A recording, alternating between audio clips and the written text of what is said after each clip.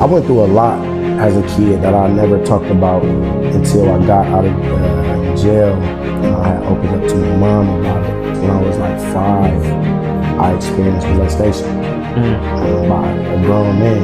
You know what I'm saying? At 5 years old. It's nothing you can, it's sad because it's nothing you can do in that instance. But it's beautiful in the sense of how God is turning it around now in your life. Because that was 100% an attack of the enemy. But you're still here, you're still living to tell the story. People can see the light of that, and God is still moving in your life. So that's powerful. Oh, yeah. We ended up getting a big gang riot. You know what I'm saying? With this gang called TRG. I remember that like yesterday. So I heard a daughter run up the stairs to me.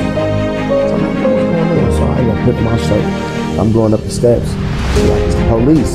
So I'm not thinking like I ain't in the streets. You're like, I'm chilling. I'm cool. I'm saved. I'm going. As I walk up, look, man, they ain't coming for me. They ain't coming for me. So I go open the door, man. I'm not knowing nothing was about to happen. I see one cop coming from the back. He's sprinting up to the front door, and as soon as I open the door, he like, "Are you dead?" Oh, he grabbed my wrist and was like, man, hey, go ahead. Yeah, you got a warrant for your arrest. I'm like, warrant for my arrest? I'm over there thinking, in my mind, there's so much going on in my mind, bro. And I'm like, am I getting arrested for child support or something? You're like, God, I've been walking. God, I've been walking with you. Yeah, like, man, what is going on? Late offers. I got that offer maybe 3 or 4 weeks before I left for college. Football has always been kind of that silence for me. Like when I step on the field, it was just like, I put that helmet on, it's just like everything else just goes away.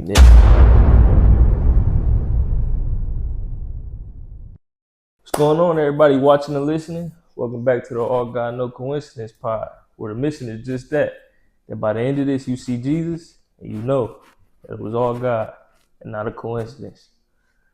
But hey, man, we got a real special guest today, man. This time it ain't no artist, you know what I'm saying? We mixing it up. We get some variety in here, man. We got a good friend of mine. Go to the church with him, go to New Birth with him, but he got a good story. D1 athlete. Got caught up into some things, but the Lord redeemed his story and did some amazing things in his life. So I'm glad to have DARIUS McDonald with me today, my boy. My God. How you feeling, man? I'm feeling good, man. I'm blessed and highly favored, man. You know, I just want to say thank you for having me on here, you know, before we start. You know, it's a blessing, you know, just to see you know, since the day we met, man, you know. Yeah. It's been up, man, and we just been, you know, every time I see you, we exchange words. We always got stuff to talk about, and, you know what I'm saying, just to, you know, be here on here and actually see it. I love it. And we got a penthouse view, my boy, the sky.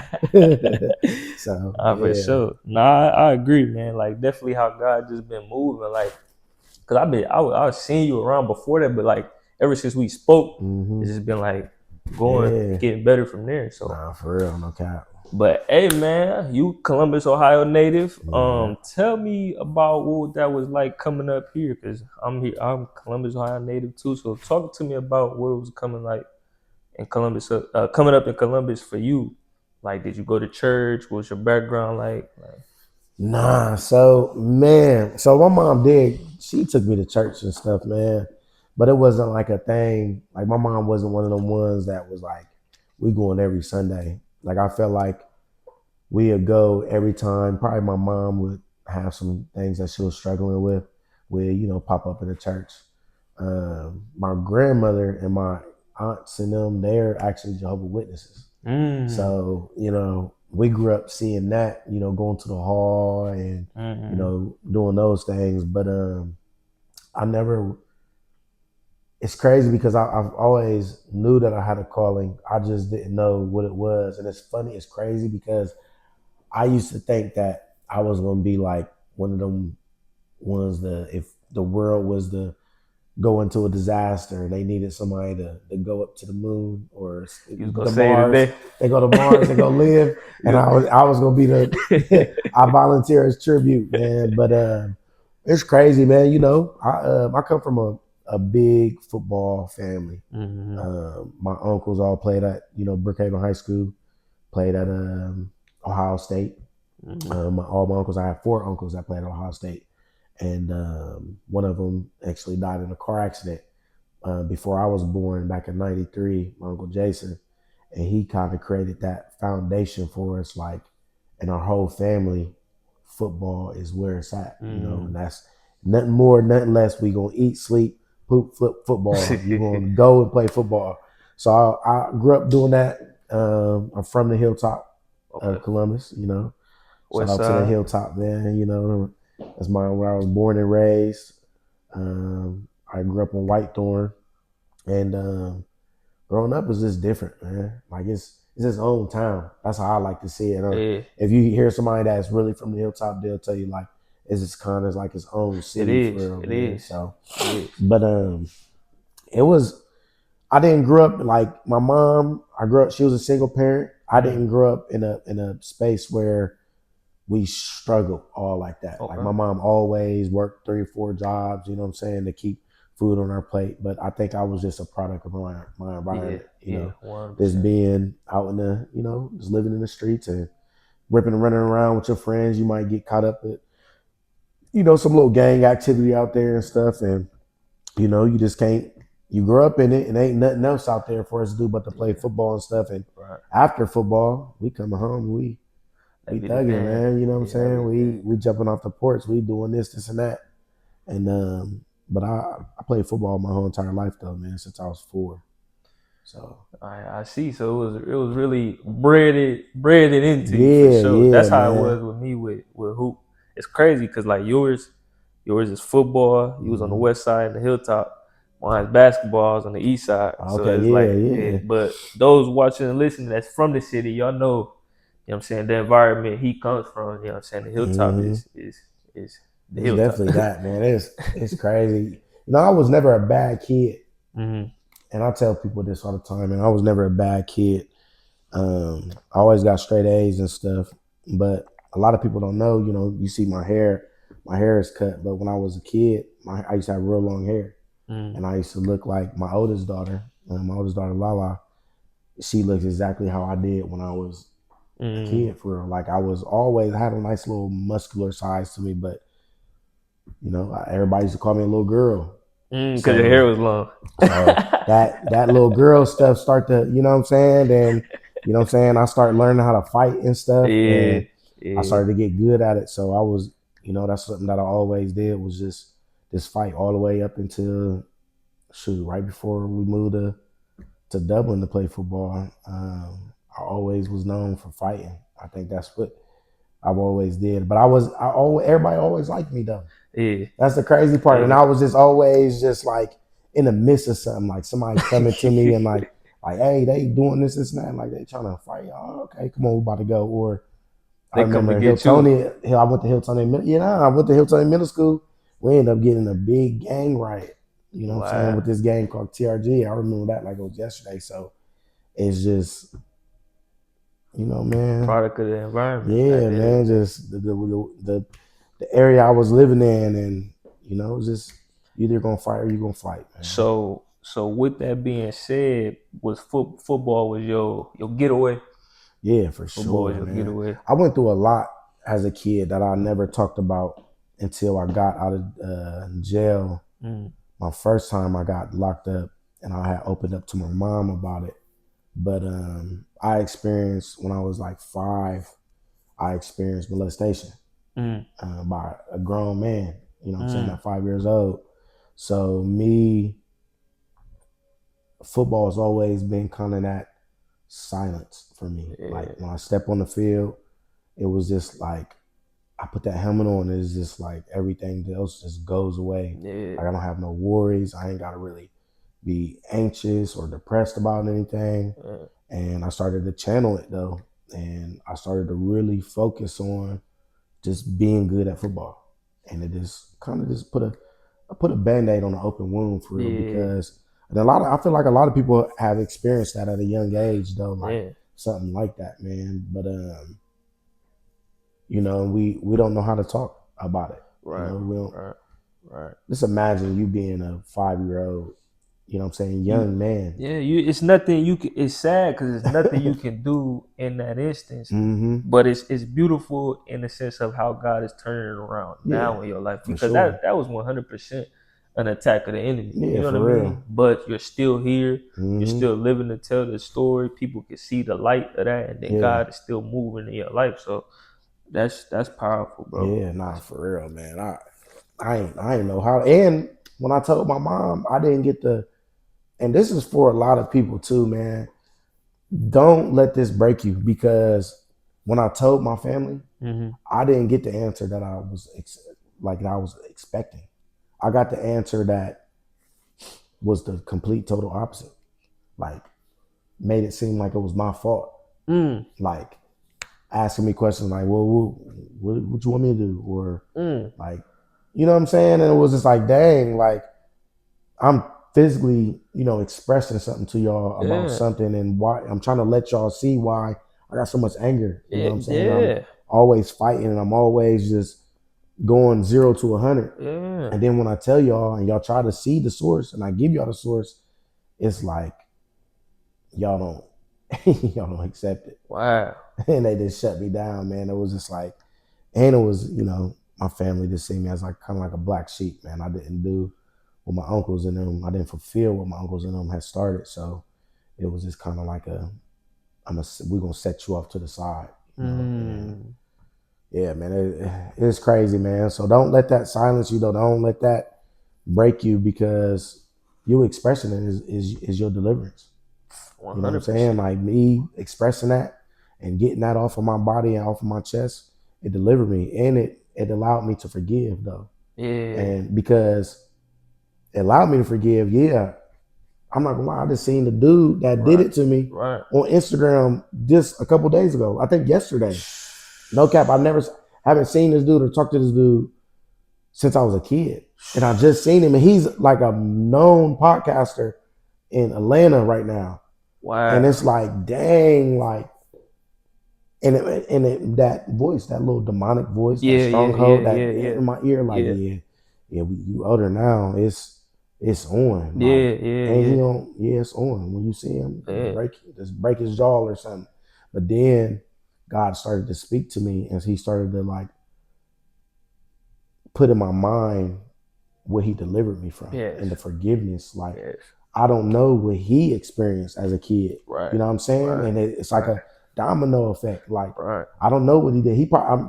I'm probably 100% sure that that's happened to him.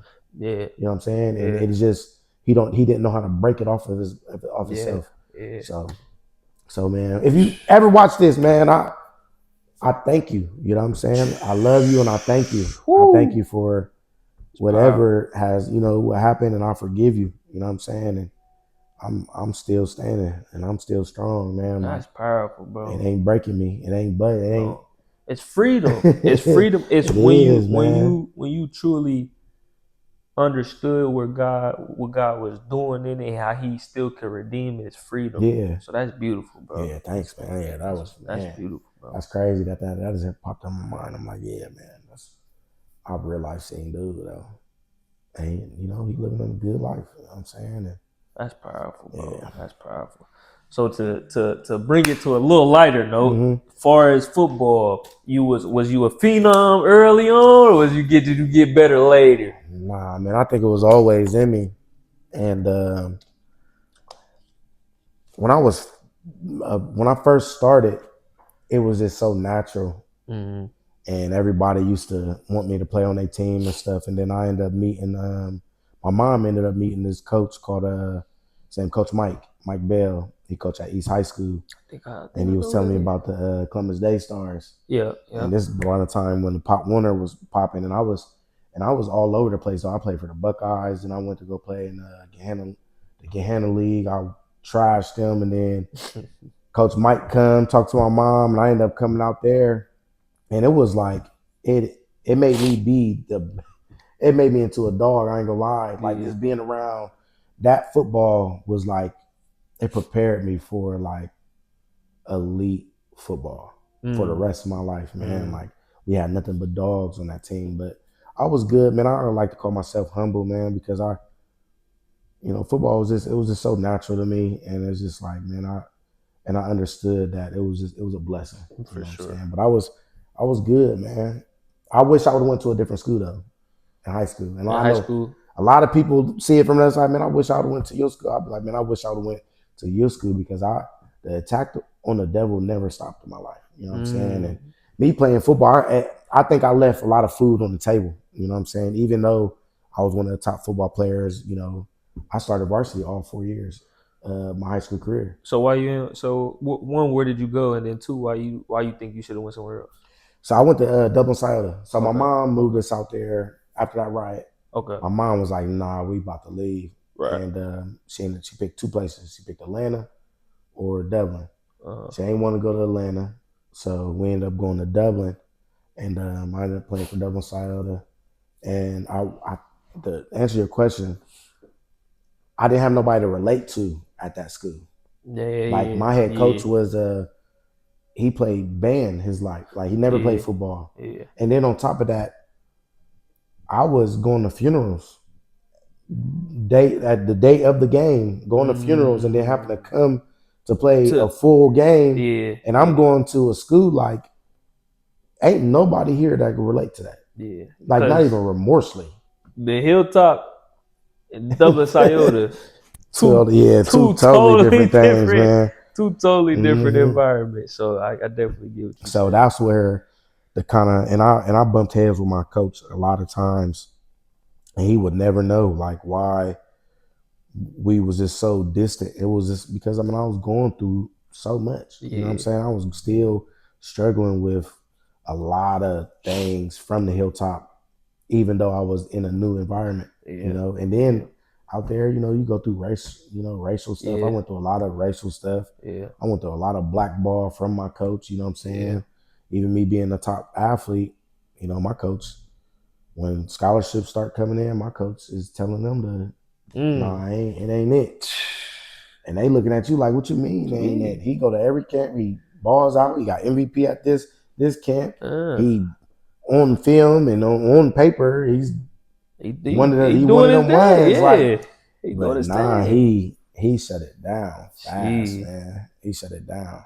It was one of the main reasons why, because I was committed to University of Kentucky, my beginning of my senior year, and I ended up a verbal committed, but I ended up decommitted from there just because after my first game, Coach Murrow, shout out Coach Murrow too, man. He doing big things. I think he at Louisville now, but he put on for the city, man. He was giving out scholarships like it was Oprah around my time, and he still do it too. But he give people chances, man. He came to watch me play one time, and I played an amazing game. I think I had like 3 touchdowns, over 200 yards that game. It was against our rivals, Kaufman. And my coach, after the game, he kind of dogged me, bro. He kind of walked. He's like, you ain't nah, do he ain't gonna. He telling Coach Merrill like, nah, he ain't gonna be good in college. Like, wow. He's not gonna be good in college. He ain't going. Nah, don't do that. And I ended up having to decommit, and that's where that story began, man. That story began. I ended up getting a late offer from University of Cincinnati. I think I got that offer maybe 3 or 4 weeks before I left for college. So that's after signing day. You know what I'm saying? Yeah. And I'm seeing everybody sign on signing day and stuff. And I got all these schools. I'm thinking that I'm going to have plenty of, and it just did not work out the way it did. And then I ended up calling Coach, I forgot who it was, Coach Tupperville at the time, my head coach. And he thought I was going to Kentucky. Right. In his mind, he think I'm going to Kentucky. He like, man, I didn't know you was, we could have been did something. We want you to come here. Crazy. But it all worked out, you know what I'm saying? But that's where my story began, though, man. At University of Cincinnati, I got a big wake-up call. Let's talk about that, though. You said it's like 3 or 4 weeks. You said after signing day and all that? I graduated May 31st. I had to report June 1st for school. So 3 weeks before that, that's when I had ended up getting in contact with the head coach, and I ended up going to my official visit there, and that was it. I just signed deal, signed and delivered for real. So year one there, is year one there good? Is year one there? Man, Oh, this where the story. This where the story right. start. You know what's crazy, man? I'd never realized this until a couple of months ago, man. Why God like really moved the way He did, and why I experienced the thing that I experienced. Yeah. So I ended up going there, training camp, amazing. I'm over there with the ones, all type of stuff. I'm going to play, like out of Coach Summerall's mouth. You're my guy, like you and Mike Boone. Shout out to my boy Mike Boone. He got drafted around that time. He did an amazing job at UC too. But I think he got drafted to the Vikings or something like that. I think he's still in the league. But shout out to my dude Mike Boone. But we was it though. And then all of a sudden, man, I don't know what it was. Everything started to crash on me. My relationship that I was in, I ended up getting a broken heart. Girl broke my heart.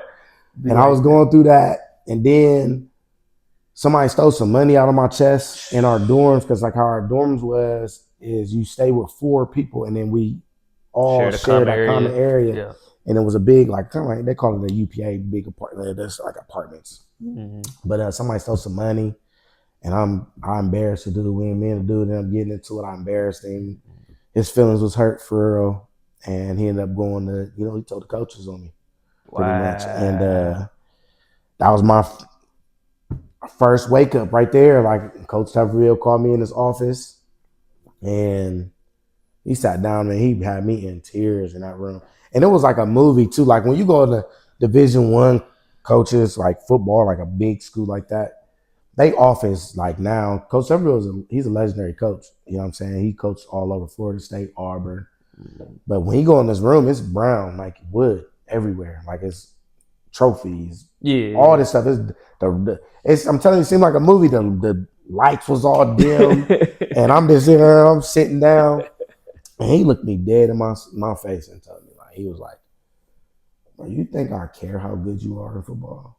Like, for real. He was like, if you think for 1 second that I haven't kicked off 4 and 5 stars off my team, like, you think you better than, you think you too good not to get kicked off my team? Right.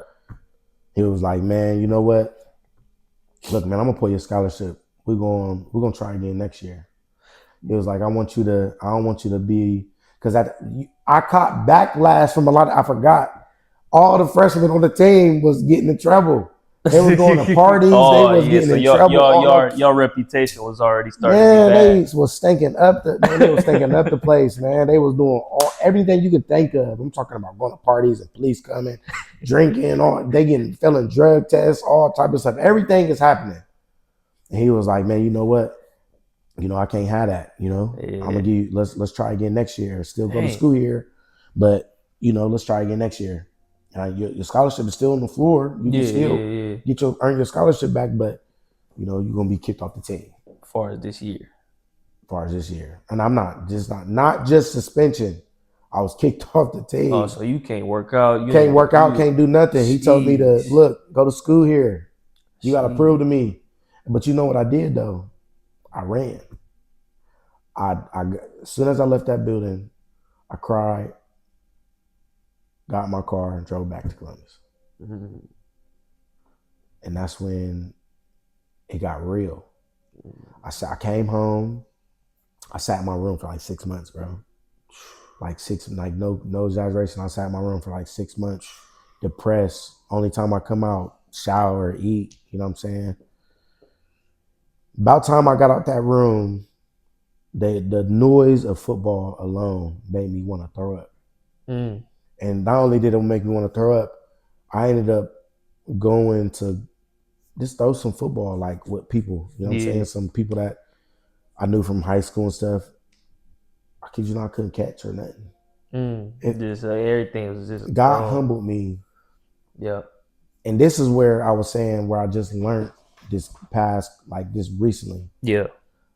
God humbled me so much, because when I got there, when God gave me a blessing, and when I got that blessing, and it was fulfilled, Mm-hmm. I forgot who got me there. You know what I'm saying? And he humbled me to the point where, okay, you forgot. Yeah. Okay, I'm taking it away from you. Yeah. And not just out like real life take it away from you. I'm gonna remove everything that you ever thought about with football, everything that you learned, everything that's just natural. Yep. That gift I've gave you, I'm taking it out your body. It's over with. It's gone. Finito. No more. Mm. And that was powerful right there, man. And after that, man, I came home. My family started acting all weird. Like I came from being this real good football player. Mm-hmm.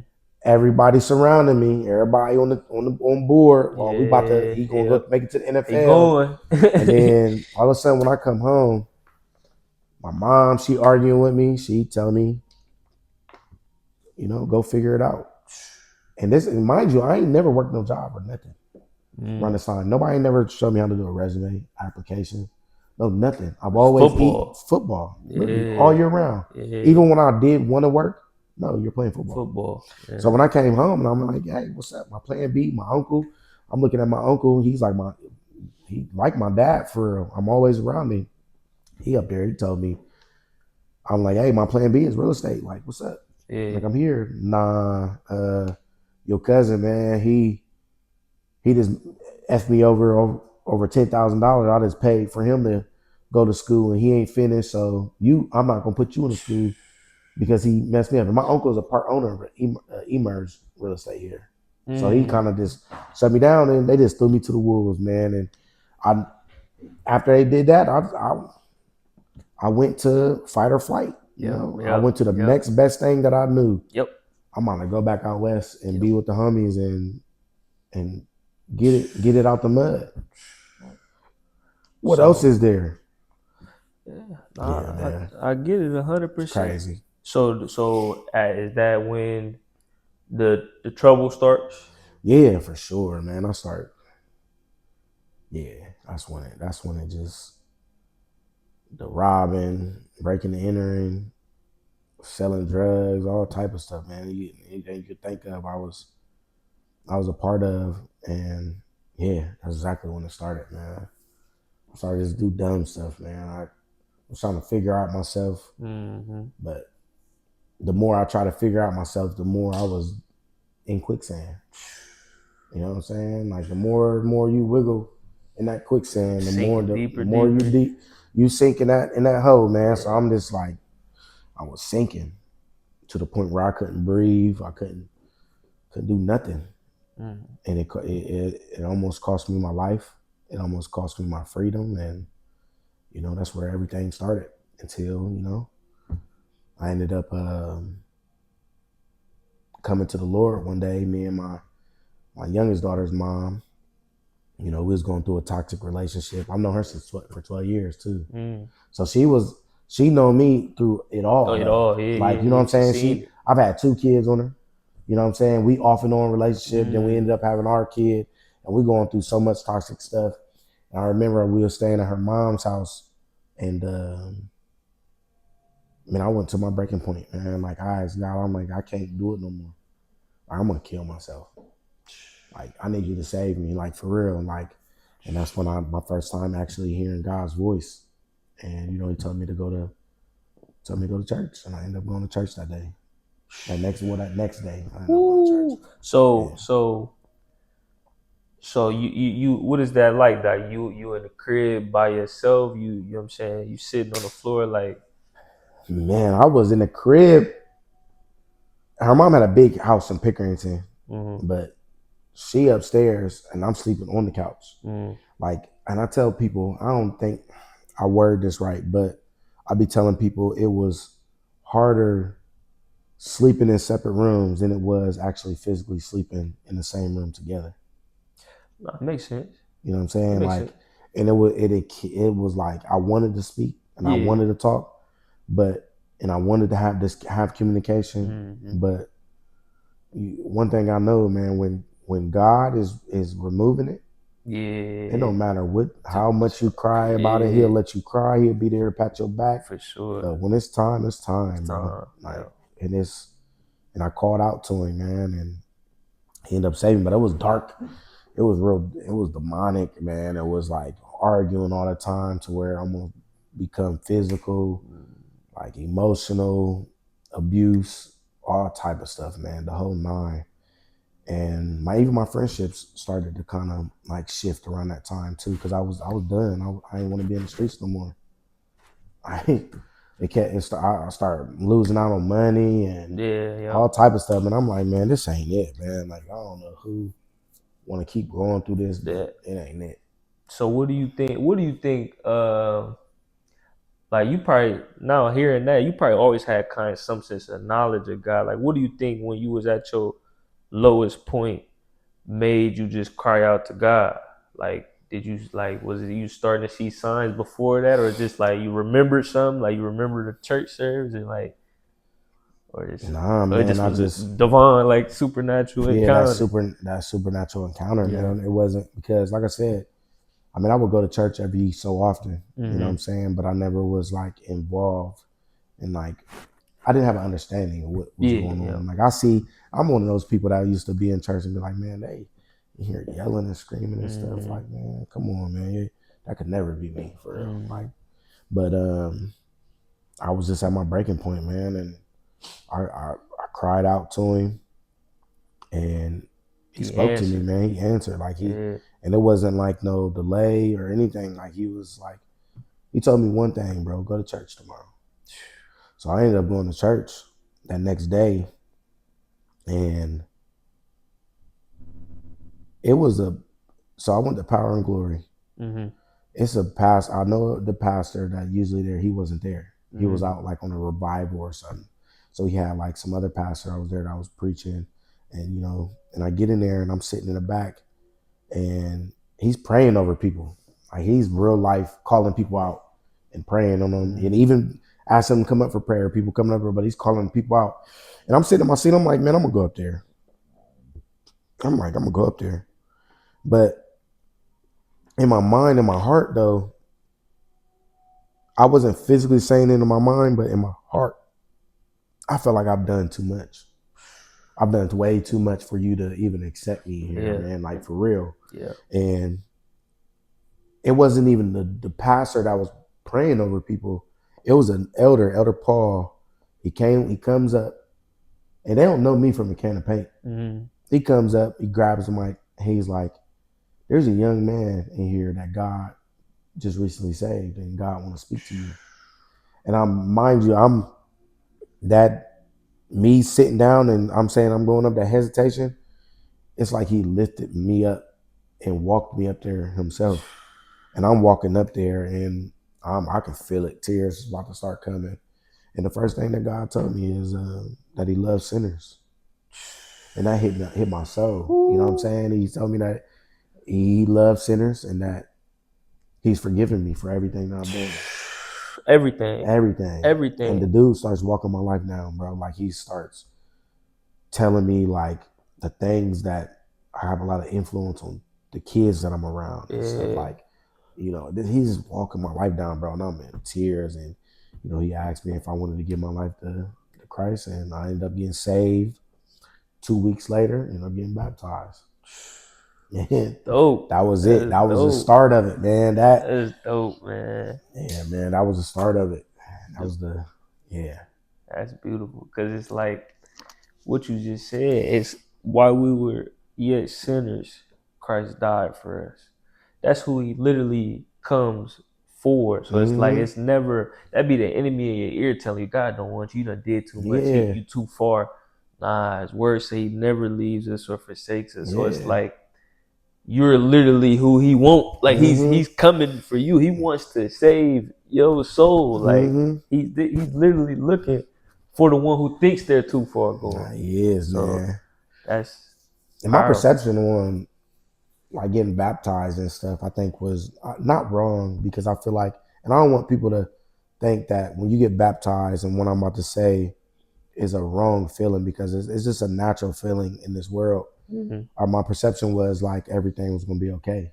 Like everything was going to be from now on, like everything's just going to be a go pathway. Oh, after you got baptized. After I got baptized, Whew, man, had a and rude it's not, awakening. Hey, had a rude awakening. and it did Had though. a rude. Like I was fire, like the fire in my belly. I was like, I wasn't listening. Like, remember I was telling you, I wasn't listening to secular music. Like, I went through like a long period where secular, and I don't listen to secular music now, but it really got cut off right there. And then the cussing, I started reading my Bible every day, even though I ain't understand it. I was just told to read it and just read, and that's exactly what I did. Yeah. And then, I mean, I think that right there was a start of like the true meaning of walking with Christ, because he started to call me out. Like God, every time I went to church, he started to call me out and tell me, hey, and everything I was praying for, he started speaking. Hey, you want to know your next assignment. It's good. You want to know what am I supposed to do? It's good. Yeah. And that's when he called me to become a pastor. It's good. And it started to happen every week. Different pastors was coming and stuff, and it was like every week they were calling me out. You. He was like a spotlight. Yeah. I knew that every week I was getting called up there. He see you. And he was pulling. And then remember I told you, it started to get silence. Everything silenced. Like in the midst of everything. And I'm just like, and that's where I thought the pathway was gold. And then he showed me how my walk was, what it was really going to be. And it was just like, and I'm sitting there, I'm like, I'm going to church. I'm over there like, yeah, like we ready. What he gonna say next? He gonna call me out? I know he gonna call me out. He calling people out. Yeah, and I know he gonna call me out again. It got quiet. And it's just ain't nothing else to say. Nothing else to say, man. And I was broken. I was like, man, what is going on? Then I started to see like different attacks, man, like witchcraft and stuff, man. Like, hey, if there's somebody out there that struggling with some type of witchcraft, man, and you don't got no answers for it, man, like it's time to cry out. Because I experienced a witchcraft that I just, hearing it will just like make you be like, man, he lying, bro. Like there's no way that he capping for real. Like it's a real life, like, and in the midst of my silence, it started to happen. Like the attacks from the devil from all over, man. Like it's crazy. That thing that I experienced, man, was like, and my daughter was laying right next to me. And I ended up, man, I'm going to tell you, look, I ended up going, me and my boy Braxton, man, Braxton Miller, player on Ohio State. Yeah. So he ended up calling me to go to a walkthrough in Zanesville with him. It's like a little walkthrough. He know, a lot of people know I ain't going for nothing. You know what I'm saying? You know what I'm saying? I'm going to invite you. We're going to have security, but I know for a fact that all hell break loose, you're going to be cool. You're going to hold it down. You know what I'm saying? Yeah. So we ended up going to this walkthrough. It was cool. We was in there for a little, maybe like an hour. We ended up leaving. He paid me to. That's what's up. But I ended up going home. I had these wings, bro. My daughter was asleep. It was like 4:00 in the morning. And I'm just sitting there. I'm sitting there looking, playing the game, staring at the TV. And then it was like 4:00. I ended up going to sleep. 10 minutes later, I'm hearing something over my head.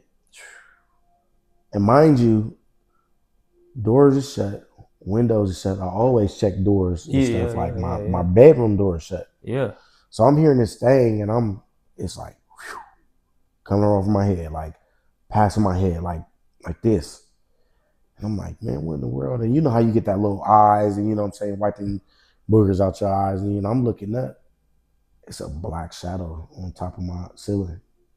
And I'm talking about it's going back and forth. Like it's like this. Boom. Boom. And I'm like, man, what in the world? And I started this think in my mind as it's going. I'm just thinking, I'm going like 2-3 minutes. I'm just thinking, I'm like, man, what's going on? And I begin to pray. Yeah. And I begin to like just cast it down. I'm like, man. And then it goes in the bathroom. And then it comes back out the bathroom. And now it's flying, physical form. Like, and this is no lie, man. Like for real, like It came out in the bathroom. It was a shadow, and then it comes back in a physical form, and now I see it. And the first thing that pops in my mind, I'm like, oh, it's a bird. I'm thinking it's a bird. Yeah. So I'm thinking it's a bird. It's a bird. And the first thing that pops in my mom just tell me like, when birds fly in people's homes, it means that it's death near. Like it's a symbolism of death.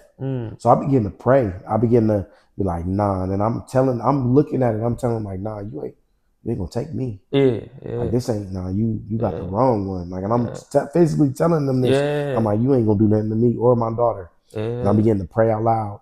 So, and I remember my mom telling me if something like that happens, you put the cover over your head, and you're supposed to put a cover over your head. It's kind of like a protection thing or something. And you just, go out the room.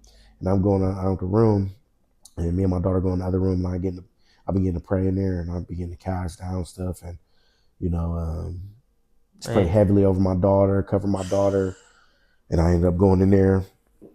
Next day, I ended up having church, so I had my clothes to get. I ended up going in there, and I ended up seeing it. So it was a bat. It was a bat on the TV, hanging from the TV, and I ended up getting it, putting it in a box, and letting it out. But that was my first experience of like witchcraft, man. And that was in the middle of my walk. That was like silent moment. And then I started to see the real attacks from the devil, my real walk. What the walk really means, man. Like the spiritual warfare is real. Like, when they know that you got a light on you and you got a calling on you, oh man, he's gonna send every little thing at you, man. But that was crazy. It was wild. It was definitely wild. But the beautiful thing is, one, you did exactly what you were supposed to do. Yeah. And casting it out. That's the power of the God we serve. That's the power of Jesus' name.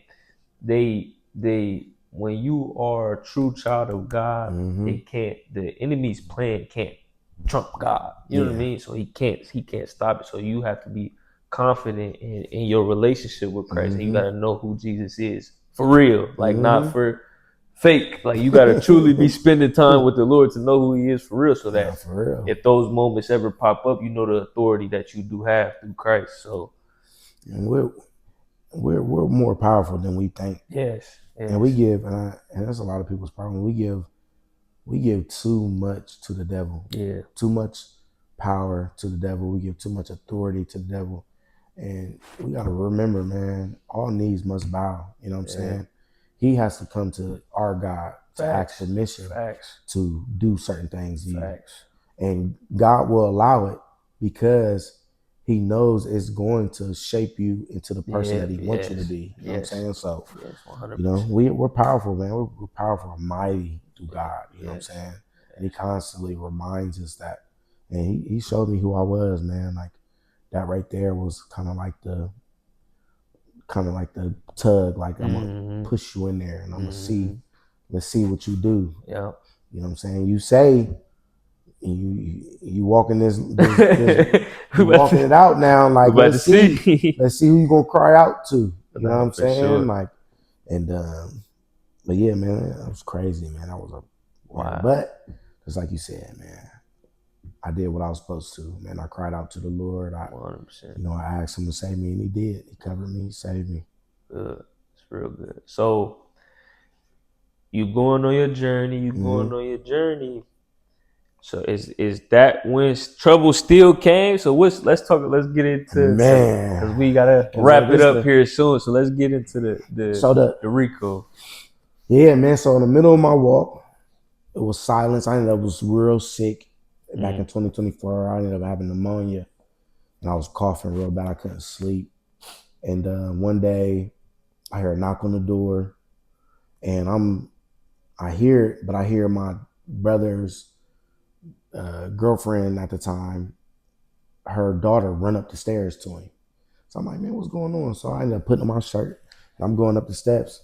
She's like, it's the police. So I'm not thinking like I ain't in the streets. You're like I'm done. I'm cool. I'm saved. I'm going. As I walk up, look, man, they ain't coming for me. They ain't coming for me. My brother, he's still on probation, so I'm walking up the steps. He meet me at the top of the steps. He like, hey, go get the door. I'm like, all right, cool. Like, you know what I'm saying? He like, I don't know what somebody done probably called him or something. So I go open the door, man. I'm not knowing nothing was about to happen. And I open that door. They come in. We coming for you. I see one cop coming from the back. He's sprinting up to the front door.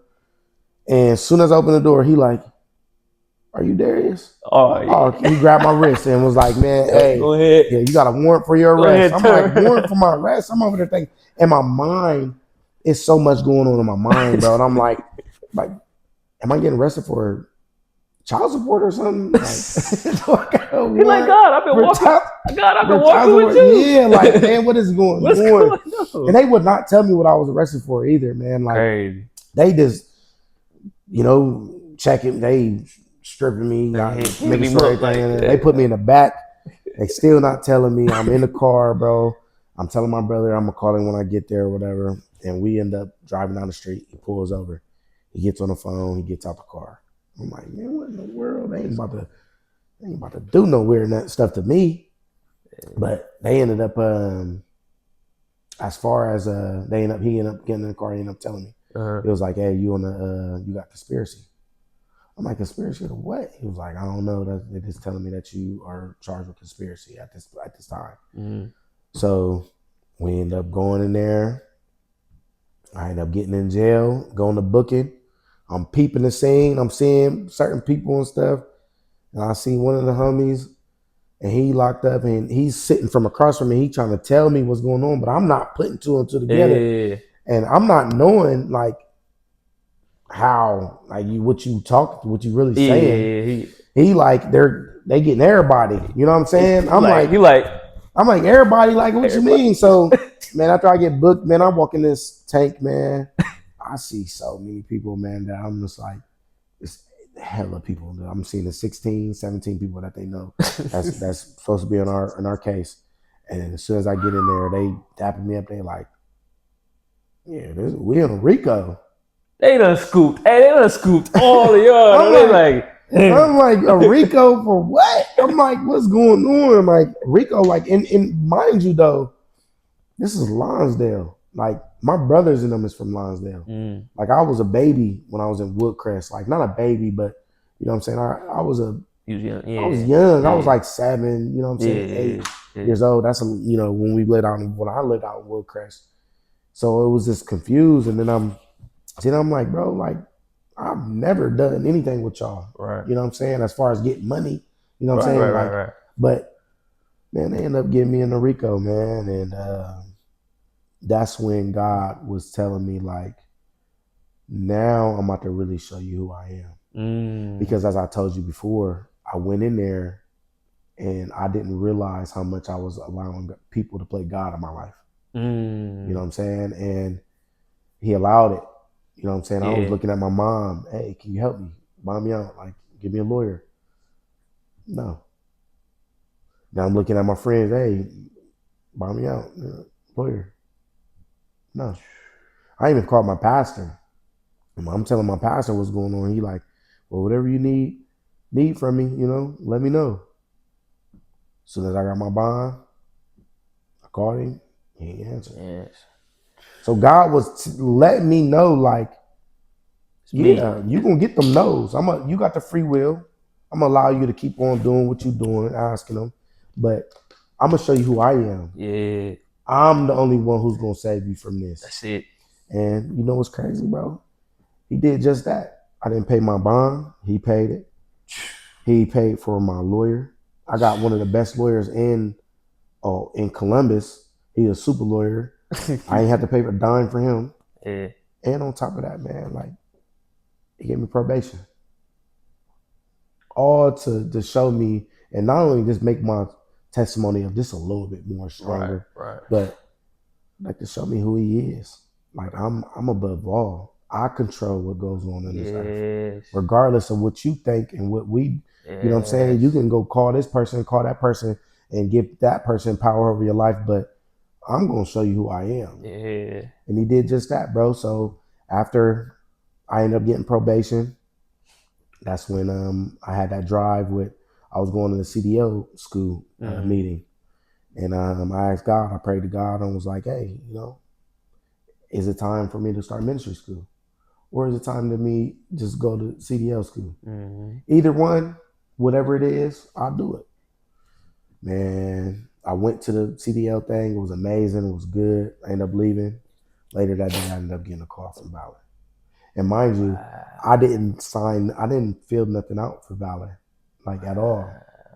I ended up getting a call from Valor, man, and I ended up talking to a nice lady in the recruiting office, and she helped me in my process. And now I'm in ministry school. You know what I'm saying? And God has put me on assignment at New Birth. I was called to New Birth at the end of last year, and God, reminded me I had another supernatural experience with God when I went to Bible study. I think that was the big one, right before Christmas. Yep. And I went there, and God, started to speak to me and tell me that I sent you to a good place to get planted, a good seed. You went to a good man that was going to plant the good seed and that wasn't going to fail you. And now that you growed a little bit, now I'm about to give you sunlight. I'm about to give you water. Now I'm about to surround you by the resources that I need you, that's going to spring you into your calling. And now, you know what I'm saying, I start MIT in September, where I'll actually be ordained. People don't know, ministers in training, where I actually be ordained a minister.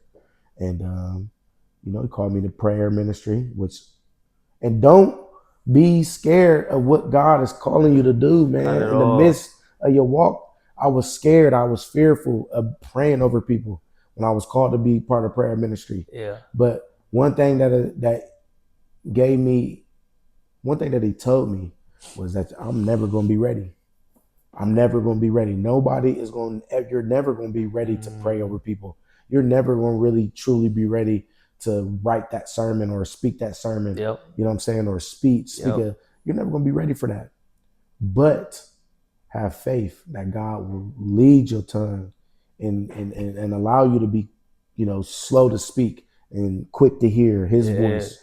And, it's just slingshot me into the direction that he wants me to be in, man. So amazing, bro. Yes, sir. I hear throughout what you've been telling me all night, I hear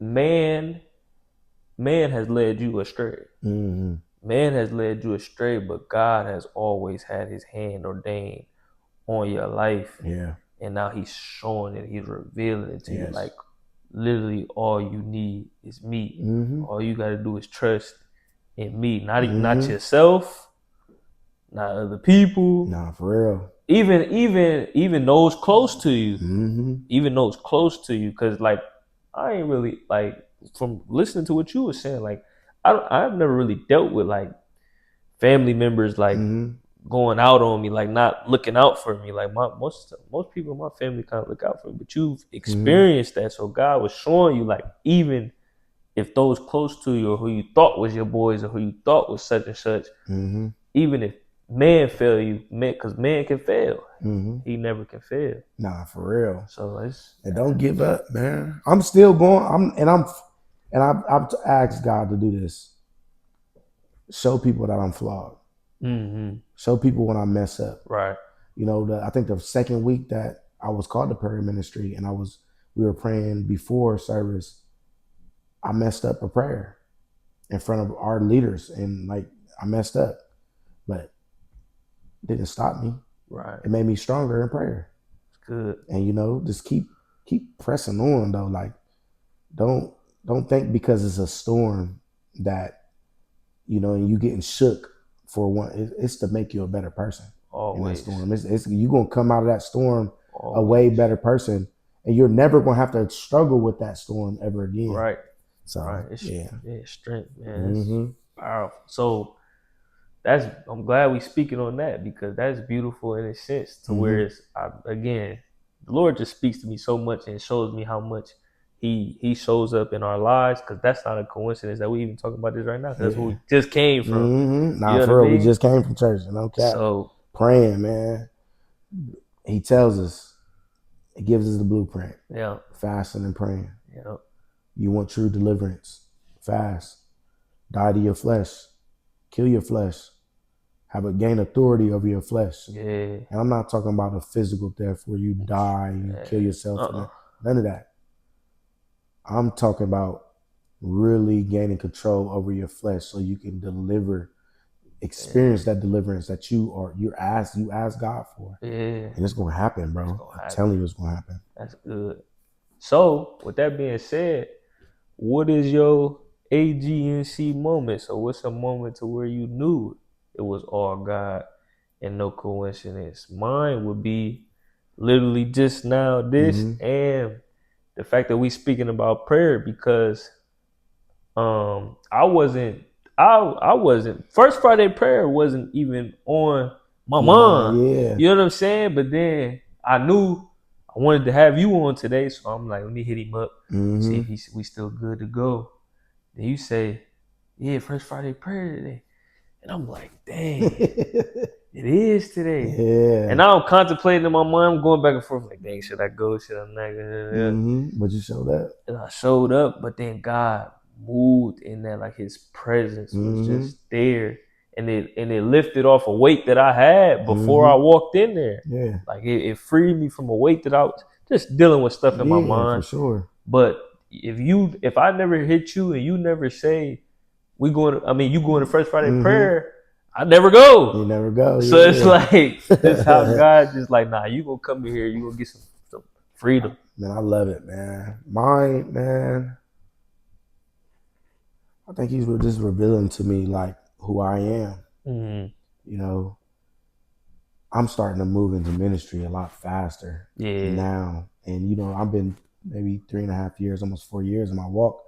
But now I'm starting to like really step into it. Yeah. And I'm just starting to see the certain gifts that God is just placing on me. And he speaks to me. You know, I have a prophetic gift. Like he'll talk to me and tell me like certain things about people. And it's a beautiful thing, man. Seeing like, it play out. Yeah, like just seeing it play out and just being able to just sit there and just like, hey, God is really speaking to me. You know what I'm saying? And in the midst of my fiery furnace right now, because in the last month I lost my car, my apartment. I don't know where I'm about to re-sign and go. I'm struggling with my less, you know, and I'm struggling with a lot of things financially. But that's how I know a new season is brewing. It's about to happen fast.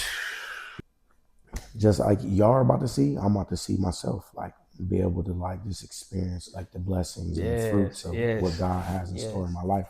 100%. But I mean, I love this, man. Like I just want to give you your flowers. You know what I'm saying? Like, you know, I see you, and I see what your ministry is bringing, and I'm just happy that I can be able to experience what you experience, like just being on this platform and just seeing how you move in people's lives at our church. Because I don't think you know this, but you motivate a lot of people in the church. You motivate me.